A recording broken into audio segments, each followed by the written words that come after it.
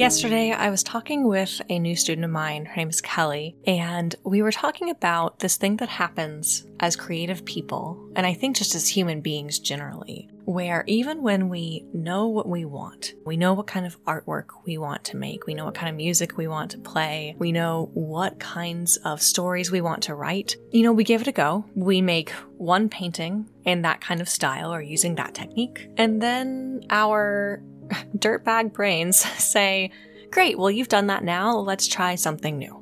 And as I was listening to her describe this experience that she's encountered, I realized, oh shoot, that is what I think a lot of us are experiencing, and I certainly know that I'm experiencing it, which, if you follow my channel for any length of time, this is what I do for a living. I help people to master their unique style of portraiture. I mentor artists for a living. I help them to break through these kinds of blocks and understand what their style is, what their goal is. It's so obvious to me how common this is, and yet I couldn't recognize it when it was happening to myself, because I've already been doing this as my job for so long. I've already been painting for a living that I just thought that I had, graduated from being at risk of encountering this thing. And so I want to do something about it.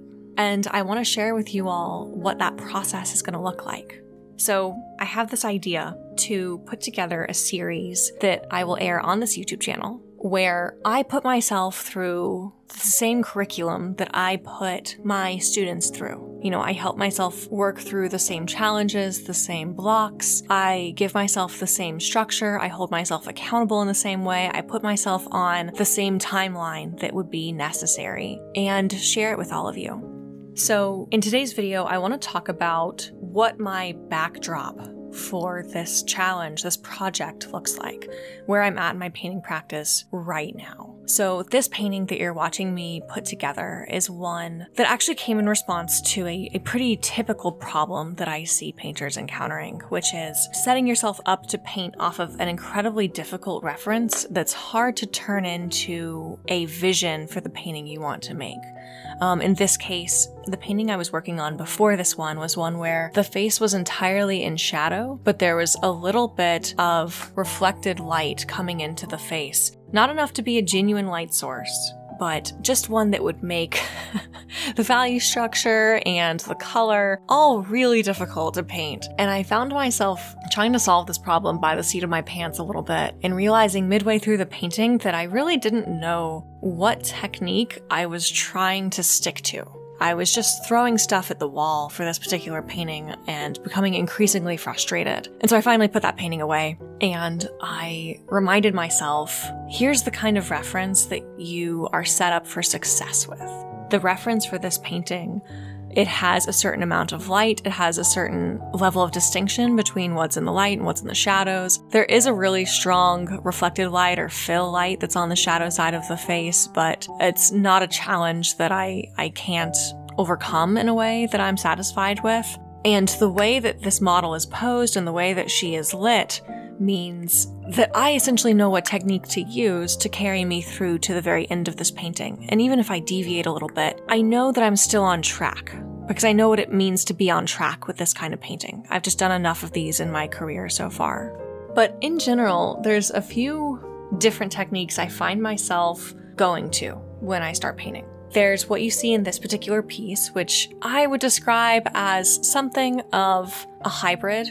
I start the piece kind of in the way that Richard Schmid would, where I do a Gamsol wash, typically with transparent oxide brown and ultramarine blue deep. I use a Viva paper towel to wipe that back so that I have a really nice warm brown as my base. And then I will start to do a basic block in going from dark to light. And I'm going to try and put down really interesting marks from the very beginning so that I can theoretically leave as much of my block in there as possible. And I'm not simply trying to cover up the block in as I bring the painting to a finish. Now, I've also painted in ways where I have a much drier approach, so I don't necessarily have a Gamsol wash down first, and I really enjoy the scumbled dry brush texture that I can get from the paint. This one I tend to think of as the Carolyn Anderson approach, because I'm much more likely to get these dry marks that kind of look like pastel work, which is how she started her art career.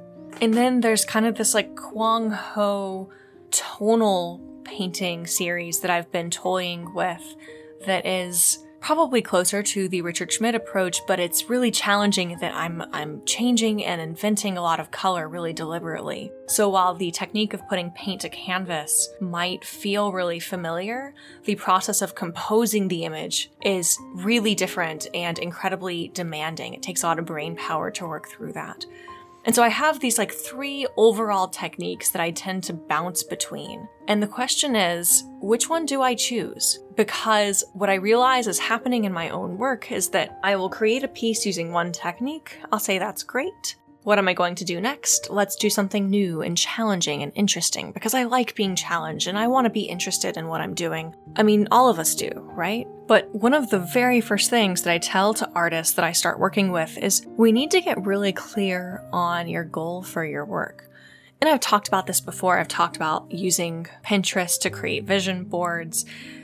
And that's still an incredibly helpful exercise. And there's more that I can get out of this because right now, I have this vision for my work, but that vision still encompasses these 3 very different approaches to sitting down and creating a painting from start to finish. And truth be told, I really need to pin down one way of doing this. And I need to stick with that for a while. And then, see where it evolves from there. It's not to say I'm going to work in one way for the rest of my painting career. And the same thing is true for all of you as well. If this is something that you're encountering, it's not that we need every painting you make to be done exactly the same way and have the exact same goal in mind. You're not just riffing on the theme of one painting for your entire career. We want you to have variety. We want what you do to evolve over time. We want it to continue to be stimulating, and we need it to be consistent. On top of that, we need it to progress rather than simply jumping from idea to idea. So every week, here's my intention.